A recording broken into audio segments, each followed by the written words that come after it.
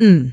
The first time my future mother-in-law looked at me, I was standing in the foyer of her Beacon Hill townhouse holding a cardboard box of grocery store cupcakes, and her eyes traveled from my scuffed flats up to my drugstore lipstick like she was pricing a stain on her rug. She didn't say hello. She said, "Oh, you're shorter than I imagined." Then she turned to her son and asked if I'd park the car somewhere it wouldn't embarrass the neighbors. I smiled. I'd been smiling for 3 months by then, ever since I decided to become someone else. My name is Adeline Park. I'm 31 years old, and on paper I'm the lead architect at a firm that takes on projects most people only see in glossy magazines. We did the new performing arts wing at a private school in Connecticut last spring. We did a $40 million private residence in Aspen the year before that. My salary, including bonuses and equity, lands somewhere around $240,000 a year. I own my apartment in the South End outright. I drive a leased Volvo because I like Volvos, not because I have to. But the night I met my fiancé at a gallery opening on Newbury Street, I was wearing a thrifted sweater I'd bought specifically for the occasion, dollar store earrings, and my hair pulled back in a way that made me look maybe 24. I'd come straight from my office, but I'd stopped in the bathroom of a coffee shop to change, the way someone running away from a felony might. I had a paper cup of cheap white wine in my hand, and a story already prepared. I should explain. The reason I do this, the reason I become someone smaller before I let anyone close, is because of my sister. My sister Marisol is 2 years older than me. When she was 26, she married a man named Bryce who came from old Connecticut money, the kind of money that doesn't show up in net worth lists because it's been quietly compounding since the 1800s. Bryce loved her, or said he did, until our father's contracting business hit a bad year, and she suggested maybe, just maybe, Bryce could co-sign a small bridge loan. He didn't yell. He didn't even argue. He just looked at her the way you look at a coat you've decided to donate, and he started, slowly and with great courtesy, dismantling their life. Lawyers, a prenup she'd signed at 24 without really reading, a new apartment for him in the city while she stayed in the country house. To think, within a year she was back in our parents' guest room with a Hermes bag and a bottle of Lexapro, and she didn't laugh at anything for almost 2 years. I watched all of that. I watched my mother age 10 years in 12 months. And when I started dating, when men began asking what I did and where I lived and what kind of car I drove, I started lying. Not big lies, small ones. I'd say I was a junior associate, not a principal. I'd say I was a junior associate, not a principal. I'd say I rented a studio. I'd let them pay for dinner the first 3 or 4 times. I told myself it was a filter, and the truth is, it worked. 2 of them disappeared the moment I got promoted. One of them told me, gently and with great kindness, that he wasn't ready to be with someone ahead of him. I cried, but only for a weekend. The filter had done its job. So when I met my fiancé, when he stood next to me at that gallery and asked which of the paintings I'd buy if money were no object, and I said the small ugly one in the corner, because it looked like how grief actually feels, and he laughed and said, "Me too. The others are just expensive wallpaper." I made a decision before he even asked for my number. I would do it again. I would be small for a while. Just to be sure, his name is Brennan Carlisle. He's 35, he runs a real estate development arm of his family's firm, and he had no idea, that first night or for many nights after, that the woman he was falling in love with had designed 2 of the buildings he drove past every morning on his way to work. For the first month I told him I was a junior designer at a firm I made up. I told him I lived in a studio in Allston, which is, I admit, a stretch. Allston is technically possible at my fictional salary, but barely. I let him pay for dinner. I let him send me Ubers. The first time he met me at my place, I had borrowed my college roommate's actual studio for the night, complete with her IKEA shelf and her cereal bowls. I made him grilled cheese on her $9 pan, and he sat on her secondhand couch and said it was the best date he'd had in years. "People always try to impress me," he said. "You're not trying to impress me." I almost told him then. I want to be clear about that. I almost told him 100 times in those first weeks. But every time I opened my mouth, I saw my sister at the kitchen table in our parents' house, staring at her cereal until it went soggy. I saw Bryce's face when she'd asked for help. So I closed my mouth and I made another grilled cheese, and I told myself, just until I'm sure. 3 months in, he proposed. I want to say I saw it coming, but I didn't, not really. We were in Vermont, at a tiny bed and breakfast he'd booked because I'd mentioned once that I liked old houses. He got down on one knee in the snow outside the inn, with a ring that I could tell, because of my job, I could tell, was almost certainly his grandmother's. Gold, slightly worn, an old cut diamond that caught light like water, and he said, "I know it's fast, but I've never been less confused about anything." I said yes. I said yes before I'd thought through what I was saying yes to. And when we got back to the inn and he was on the phone calling his mother to tell her, I sat on the edge of the 4-poster bed in my second-hand sweater, and I realized, with a cold drop in my stomach, that I had now been lying to a man I was going to marry for 91 days. And his mother was going to hate me on sight. I was right about that part. Mrs. Carlyle Brennan asked me to call her Vivian, but she never extended the same courtesy back, so I went on calling her Mrs. Carlyle for weeks, opened her front door that first Sunday and looked at the cupcakes I'd brought from a chain bakery like I'd handed her a dead bird. The townhouse was 4 stories of restored brownstone with original moldings and a staircase you could film a wedding on. I'd been in houses like this before, of course. I designed renovations in 2 of them, but I'd come in those times wearing my own clothes, my own posture, and the contractor had handed me coffee. That night I came in shrinking. "Mother," Brennan said with a warning in his voice, "this is Adeline." "Adeline," she repeated, like she was tasting an unfamiliar food and finding it disappointing. "What an old-fashioned name." "My grandmother's," I said. "How lovely." "Was she," a pause, "just long enough, from around here?" "Queens," I said. "Originally Korea." She made a small sound that wasn't quite a hum. Then she swept us into the dining room. There were 6 of us at dinner. Brennan and me, his mother, his older brother Whitfield, and Whitfield's wife Camille, and his younger sister Britton, who at 28 described herself throughout the evening as a creative consultant and wellness curator, neither of which appeared to involve anyone paying her. The dining room had a chandelier. I recognized. It was a Holly Hunt, custom, about $40,000, and a table set with china so fine you could see the candles through it. There were 3 forks at every plate. Brennan reached for my hand under the table. "So, Mrs. Therius," Carlyle said, lifting her wine. "Brennan tells us you're in design." "Yes," I said. "I had rehearsed this. Junior designer, mostly residential interiors. How charming. For a firm I'd know, probably not. We're small. M." She took a sip. "And before that, school. M." She took a sip. "And before that, school. RISD. "Well, that's something." Britton leaned in. She had that smile some women have, the one that pretends to be friendly while it cuts you. "Did you do scholarships? RISD's so expensive." "I did," I said. This part was true. "Mostly." "That's so impressive," she said, and I watched her store the word scholarship away like a hostess saving a wine cork. "It's so admirable when people pull themselves up like that." "Bren, isn't that admirable?" Brennan's jaw tightened.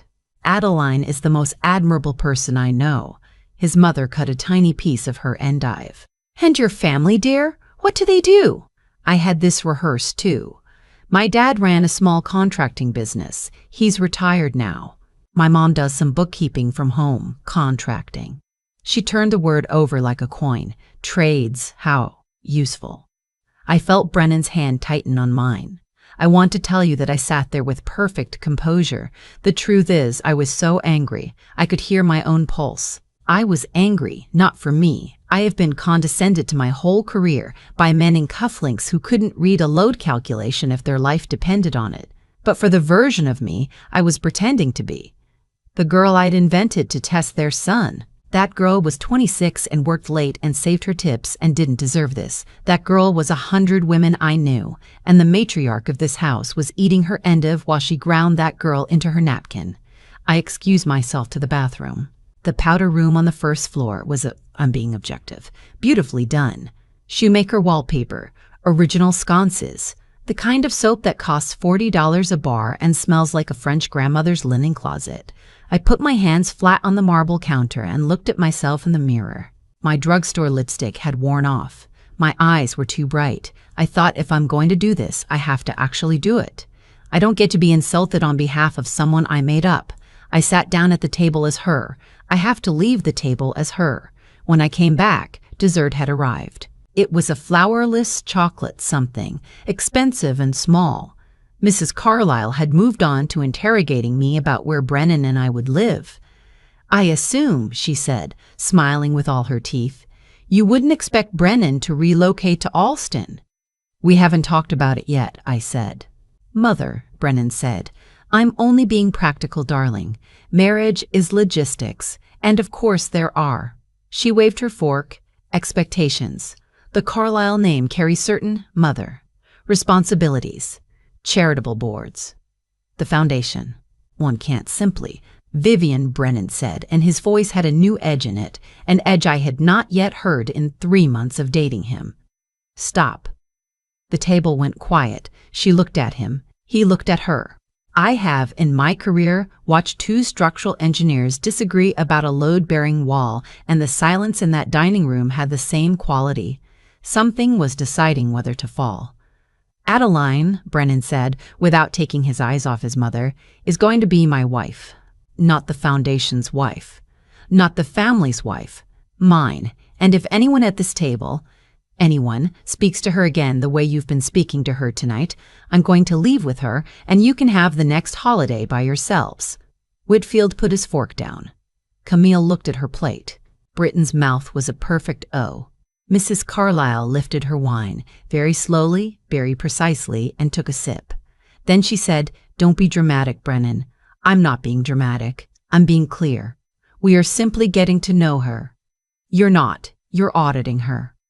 She set the glass down. "Darling, I am your mother. I have a right, you have a right to be at my wedding if you behave. That's the right you have." I sat there with my hands in my lap, and I felt something I had not expected to feel. I felt in that moment certain, not about him being a good man. I'd suspected that for a while. I felt certain about the smaller, harder thing that I had, at some point in the last 3 months, started to actually love him, and not the version of him I had been testing. Him, the man who would say you're auditing her to his own mother across a $40,000 chandelier. We left, of course. He didn't even take dessert. He kissed his sister on the head, told his brother he'd call him, walked past his mother without looking at her, and we were on the front step of the townhouse before 9:30. He was shaking a little, so was I, but for a different reason. In the Uber back to the South End, to my actual apartment, not my fictional one. He stared out the window. He didn't say anything for a long time. Finally, without turning his head, he said, "I'm sorry. You don't have to apologize for her. I'm not. I'm apologizing because I let her speak to you like that for as long as I did." I looked at his profile. The streetlights moved across his face. "Brennan," I said. "Yeah. There's something I have to tell you." He turned. He was so tired. I could see, suddenly, that he had been bracing for tonight for weeks, that he had loved me harder this whole time, precisely because he had known what his mother would do. I felt a wave of shame I had not felt in 3 months. "What is it?" he said. "Not in the car," I said. "At your place. Tonight. I need to tell you tonight." He nodded. He didn't ask. He just took my hand. His apartment was a 3-bedroom on Marlborough Street with a bay window and original woodwork that had been restored badly. I noticed. I always notice. He poured us both whiskey. I sat on his couch and I told him. I told him about my sister. I told him about Bryce. I told him about my career, my real career, the buildings I'd designed that he'd driven past, the salary, the apartment I owned in the South End that we were technically 8 blocks from right now. I told him about the borrowed studio in Alston, the cereal bowls that weren't mine, the grilled cheese on a stranger's pan. I told him I was sorry. I told him I knew he might be done. I told him I had been a coward and a fool, and I had treated him like a hypothesis instead of a person. He listened the entire way through. He didn't interrupt. When I was done, he set his whiskey down, and he sat with his elbows on his knees and his hands together, the way men do when they're trying to be careful.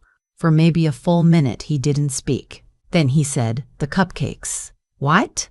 "The cupcakes. Tonight, from the chain place. You hate those cupcakes. I've watched you not eat one." I almost laughed. I almost cried. I was committing to the bit. He nodded slowly, taking that in. "Then, how long?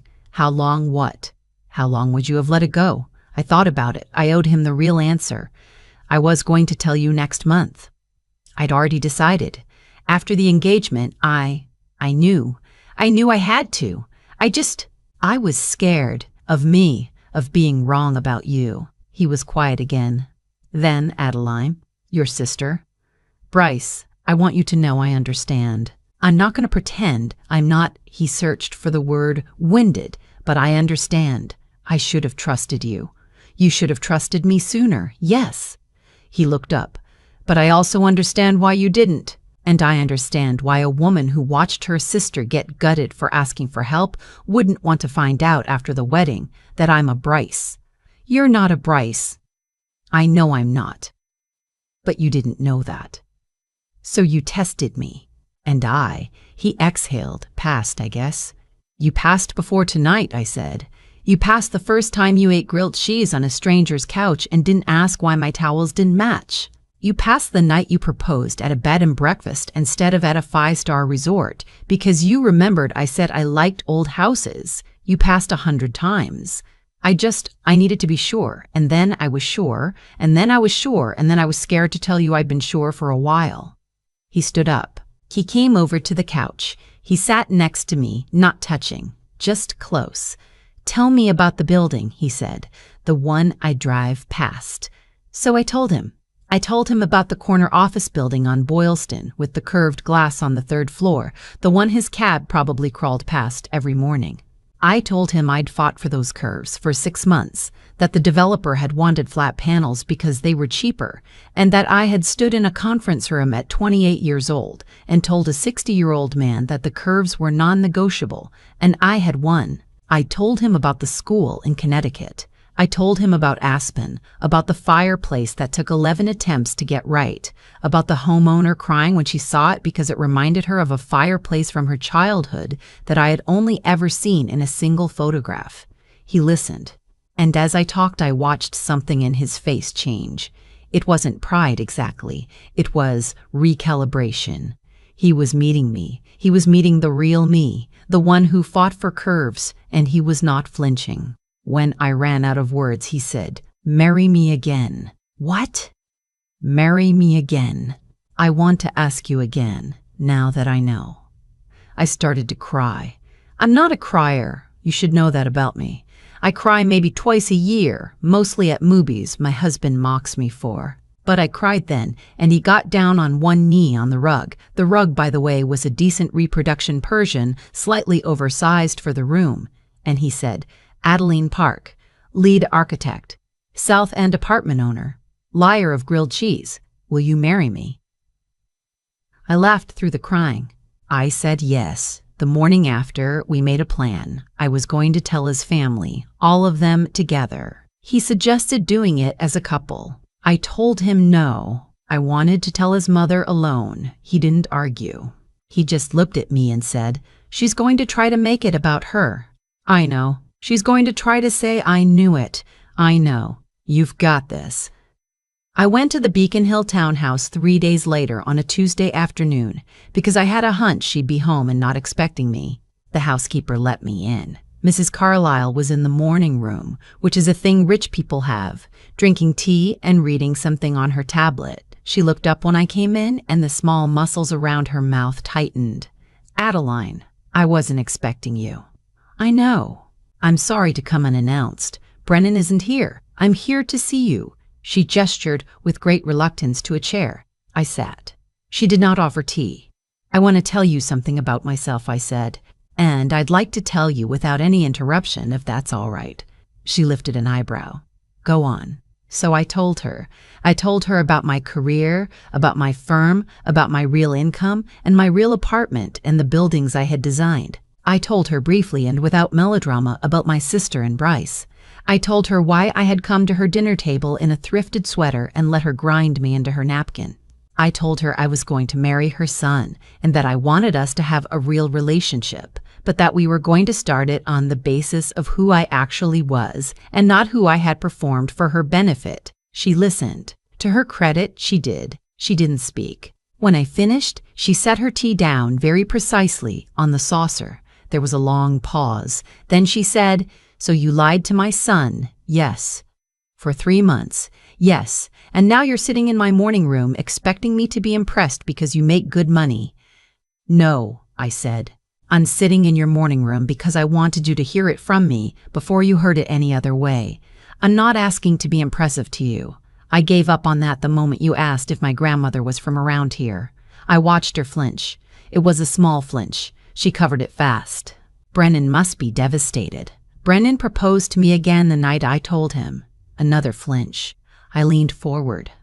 "I want to tell you something about how I sat there, because it mattered. I sat the way I sit in the conference room when I'm fighting for the curves. I sat with my hands relaxed and my back straight and my voice low. I had spent 3 months making myself small in that house. I was done. Mrs. Carlyle, I am going to marry your son. I love him very much. I would like, eventually, to call you something other than Mrs. Carlyle.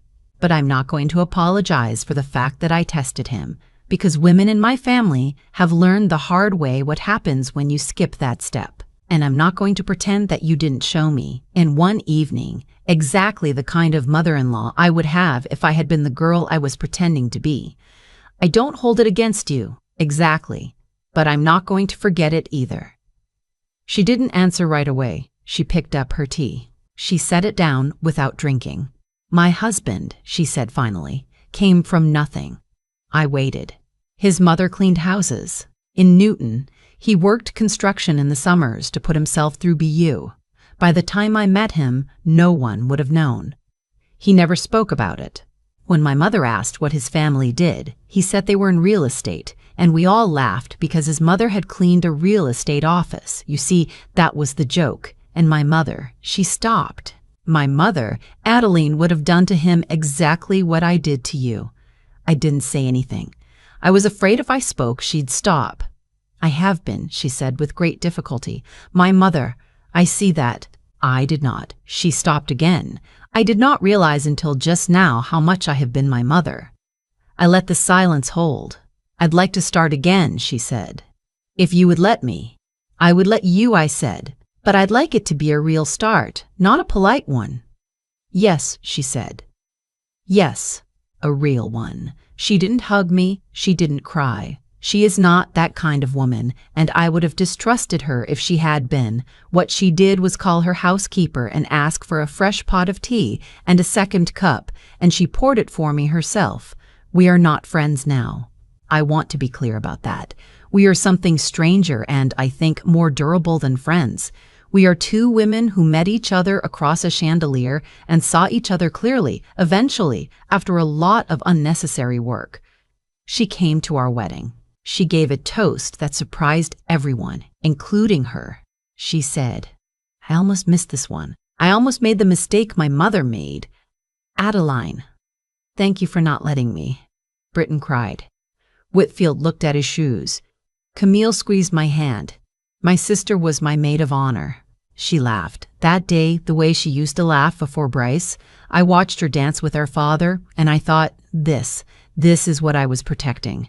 Brennan and I bought a house together in Brookline. I designed the renovation. I fought for curves. He brought me coffee while I worked. I tell people now, when they ask me how we met, that I lied to him for 3 months and he forgave me. They laugh because they think I'm joking. I let them laugh. The truth is, I would do it again, and I would also never do it again. And both things are true at once, the way most true things are. If you've been hurt, if you've watched someone you love get hollowed out by someone who only wanted them when they were small, I'm not going to tell you not to be careful. I'm going to tell you to be careful, and to test, and to filter, and to do whatever you need to do to feel safe. But I'm also going to tell you this. The right person passes the test before you've finished giving it. The right person eats the grilled cheese. The right person, when his mother asks if your grandmother was from around here, puts down his fork and says, "Stop." And when you finally tell him the truth, when you finally walk into his living room and sit on his secondhand couch and say, "I have been someone else for 3 months, please don't leave," the right person doesn't leave. The right person gets down on one knee a second time, on a slightly oversized Persian rug, and asks again. Mine did. Yours will too. I think about that first dinner more often than I'd like to admit, not because of the cruelty in it, though there was plenty of cruelty, but because of how close I came to walking out of my own life that night. If Brennan hadn't put his fork down, if he hadn't said the word stop, if I'd married into that family without ever testing the floor beneath my feet, I would have spent the rest of my life shrinking, the way my sister Marisol spent 2 years shrinking after Bryce was finished with her. I have learned that some things in life work the way a stone dropped in water works. What you do comes back. The cruelty Vivian Carlyle showed me at her dining room table was the cruelty her own mother had shown her husband decades earlier, and it sat in her like a poison waiting for someone smaller to pour itself into. She didn't choose to be cruel that night, exactly.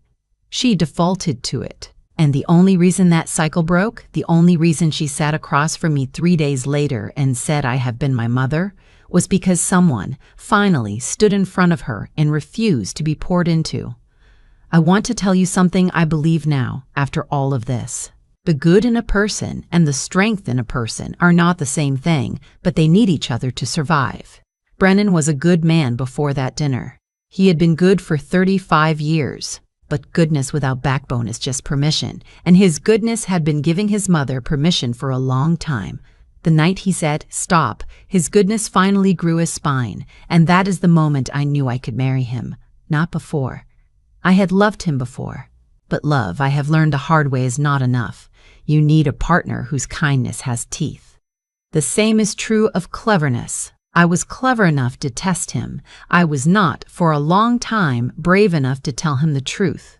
Cleverness without courage is just a hiding place with better wallpaper. I was hiding. I would have kept hiding if his mother hadn't pushed me far enough that I had to choose between staying small forever and standing up. I'm grateful for that push, in a strange way. Pain that wakes you up is a teacher, even when the teacher has bad intentions. If you take anything from what I've told you tonight, take this. Be careful, yes. Test the people you let close to you. Watch how they treat the version of you that has nothing to offer, but don't mistake the test for the relationship. At some point, you have to put down the disguise and walk into the room as yourself, and you have to trust that the right person will still be sitting there, and if he isn't, then you've saved yourself a worse heartbreak later. Either way, you win. That, more than anything, is what my sister taught me without ever meaning to. The only thing worse than being seen and rejected is being loved while invisible.